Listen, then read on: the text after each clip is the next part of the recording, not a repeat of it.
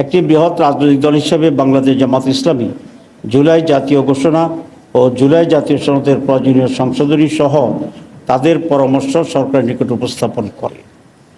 জামাত ইসলামী বরাবরই জুলাই জাতীয় সনদকে আইনগত ভিত্তি দেওয়ার বিষয়ে জোরালো ভূমিকা পালন করে আসছে।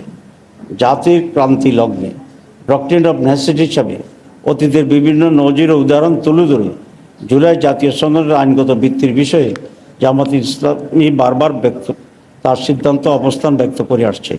আমরা মনে করি জুলাই জাতীয় সনদের আইনগত ভিত্তি প্রদান ব্যতীত ছাত্র জনতার রক্তের বিনিময়ে অর্জিত অভ্যুত্থান ও তার অর্জন ব্যর্থতায় পর্যবেসিত হতে পারে।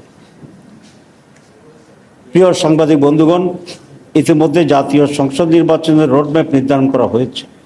আমরা ঘোষিত রোডম্যাপ অনুযায়ী অবাধ, সুষ্ঠু, নিরপেক্ষ, ভয়ভীতিমুক্ত, গ্রহণযোগ্য নির্বাচনের লক্ষ্যে প্রয়োজনীয় পদক্ষেপ গ্রহণ করা